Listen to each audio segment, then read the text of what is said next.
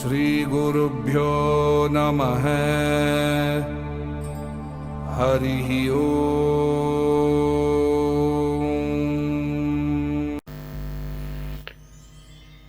जय श्री राम।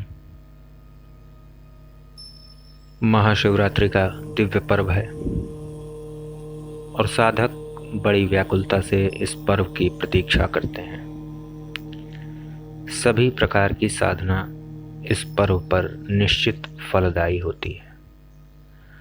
आज की प्रस्तुति में आप सभी के समक्ष नकारात्मक शक्तियों, अभिचार कर्मों व तंत्र मंत्र के दुष्प्रभाव से रक्षा हेतु श्री महामृत्युंजय मंत्र द्वारा अभिमंत्रित कवच निर्माण की पद्धति, जो कि केवल महाशिवरात्रि के पर्व पर ही निर्मित करने का विधान है,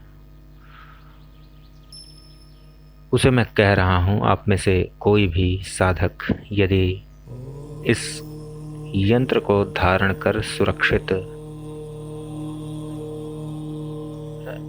रहने के इच्छुक हैं तो वह स्वयं हेतु इसका निर्माण कर धारण कर सकते हैं। धारण कर पूर्ण फल प्राप्ति हेतु आवश्यक नियम यह है कि निर्माणकर्ता मध्य मांस का सेवन न करते हों और धारण करने वाले भी मध्य मांस का सेवन बिल्कुल न करें। ऐसा करने से यह एक बड़ी चूक होगी और इसका विपरीत प्रभाव प्राप्त होगा। अतः इस नियम का ध्यान अवश्य रखें। इसके अतिरिक्त यदि सद नियमों का पालन निर्माणकर्ता या धारणकर्ता करते हैं तो प्रभाव भी उत्तम व शुभप्रद होगा। कुल मिलाकर निर्माण करने वाले और धारण करने वाले दोनों ही जितने सदाचारी व सात्विक प्रवृत्ति के होंगे, उतना ही लाभप्रद और प्रभावी यह यंत्र होगा। यंत्र के निर्माण हेतु आवश्यक सामग्री कहता हूँ। प्राकृतिक रूप से पका हुआ पपीता, तांबे की एक बड़े आकार का यंत्र जो चौकोर होगा और 1 इंच लंबा और 1 इंच चौड़ा कम से कम होना चाहिए। काले रंग का धागा, यह धागा इतना लंबा हो कि जब भी यंत्र धारण किया जाए वह धारणकर्ता के छाती के मध्य भाग को स्पर्श करे। जहां सामान्य हल्का गड्ढा सा होता है, अर्थात जहां छाती की पसलियां एक दूसरे को स्पर्श करती हैं, ठीक उसके नीचे का भाग। कच्चा मोम लेना है जिससे यंत्र को ठीक प्रकार से बंद किया जा सके।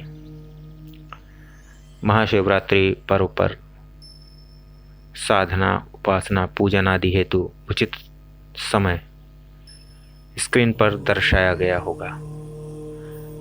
इस यंत्र के निर्माण हेतु आप इसमें से निश्चित काल का चयन करें तो अति उत्तम होगा।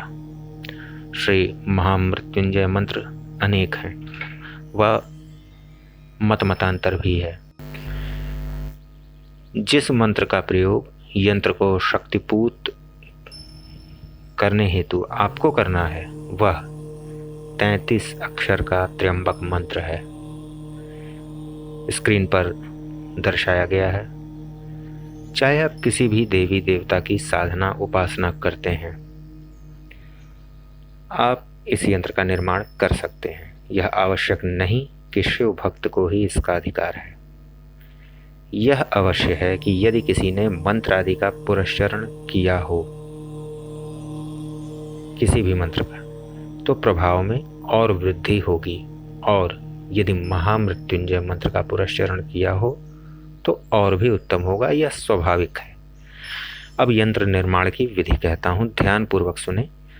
निश्चित काल प्रारंभ होने से पूर्व ही समस्त पूजन सामग्री सहित शिवालय में शिवलिंग के समक्ष उत्तर या पूर्व दिशा को मुख कर कुशासन या ऊन से बने हुए आसन पर बैठ जाएं। यथासंभव यथा उपचार, यथा भाव और यथा सामग्री।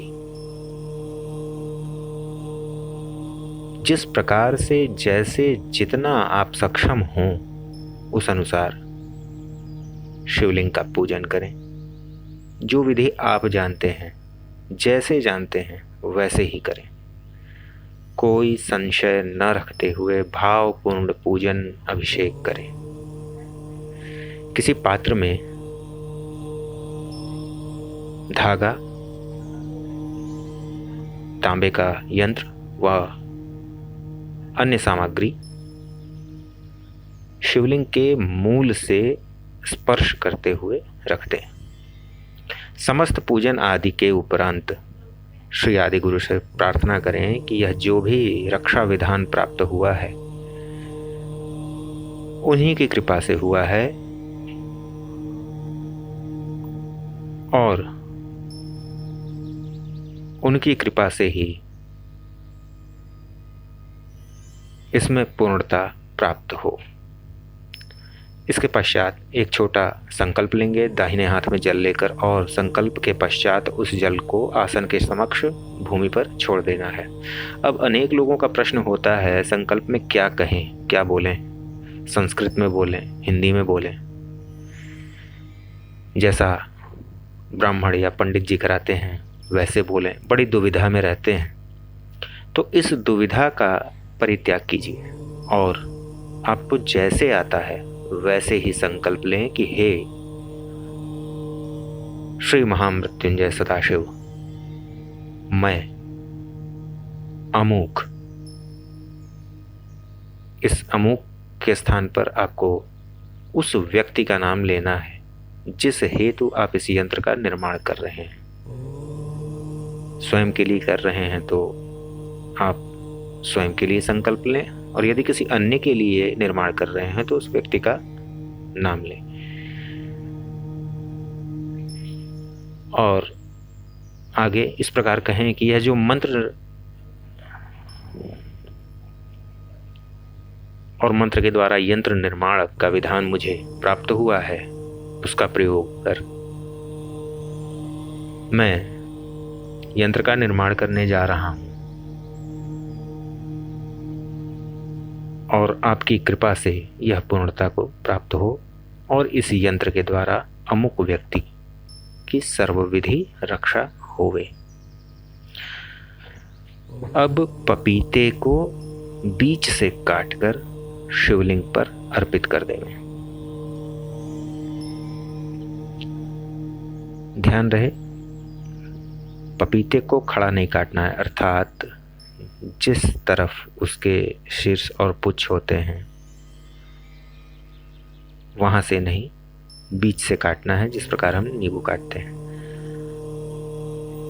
और शिवलिंग पर अर्पित करने के पश्चात उस पपीते के अंदर से 21 बीज सावधानी से किसी पात्र में शिवलिंग के मूल को स्पर्श कराते हुए रख दें।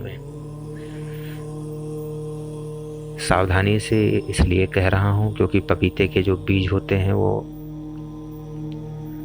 चिपचिपे जैसे होते हैं और उनकी गणना में कठिनाई हो सकती है। तो इसमें सावधानी रखें कि 21 बीज का ही चयन हो। यह आपके ठीक सम्मुख रहे। फिर से स्पष्ट कर दूं कि काला धागा, तांबे का यंत्र, कच्चा मोम और 21 पपीते के बीज यह शिवलिंग के मूल को स्पर्श करते हुए आपके ठीक सम्मुख रहेंगे। अब रुद्राक्ष की 108 मनकों वाली माला से दर्शाए गए 33 अक्षरी श्री महामृत्युंजय मंत्र का जाप कम से कम 11 माला और अधिकाधिक जितना आप कर सकें विषम संख्या में करें।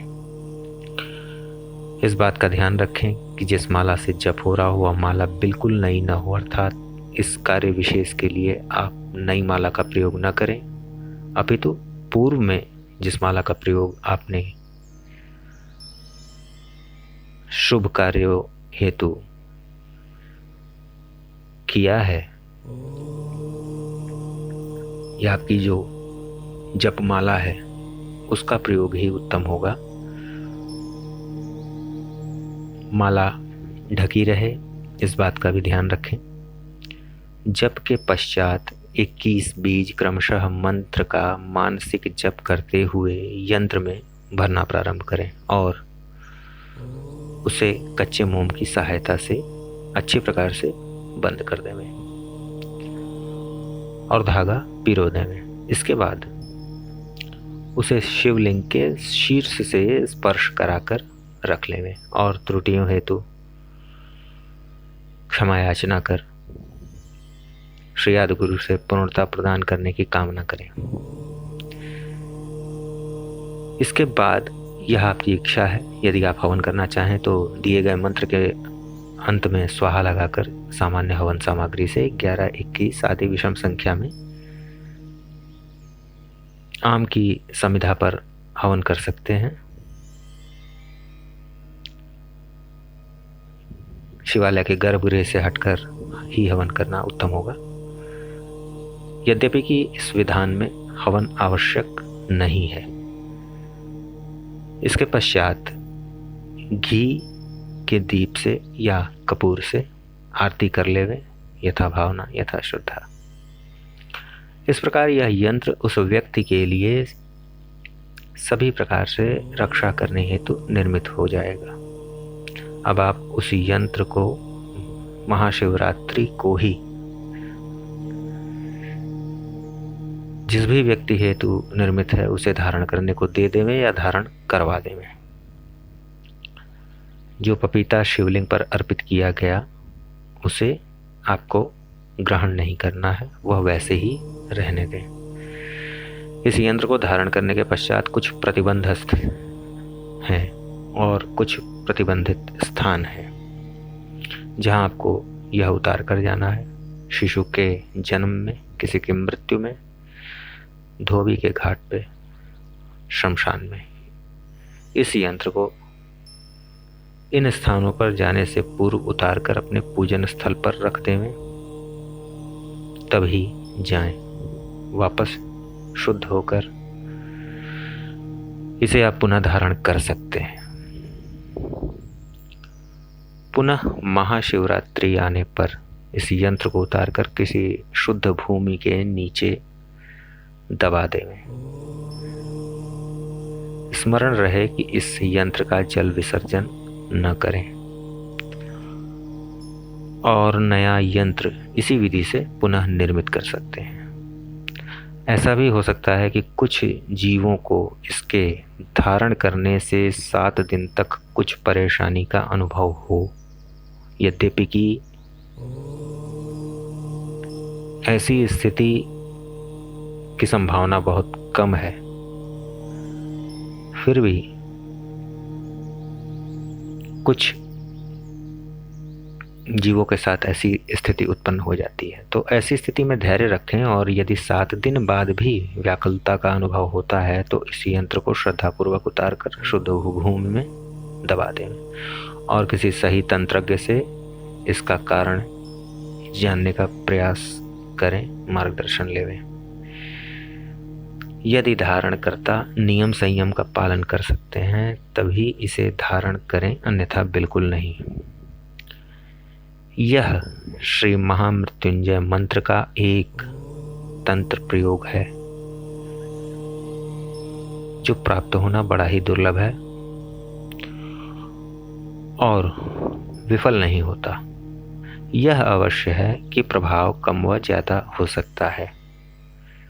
यदि कोई श्रद्धालु ऐसा चाहते हैं कि हमारे संस्थान द्वारा निर्मित यंत्र आपको प्राप्त हो तो संपर्क कर सकते हैं, किंतु पूर्व सूचना के आधार पर ही यंत्र की प्राप्ति संभव है और यह निःशुल्क भी नहीं होगा। इस हेतु दक्षिणा अवश्य ली जाएगी जो कि सर्वसुलभ हो और न्यूनतम हो।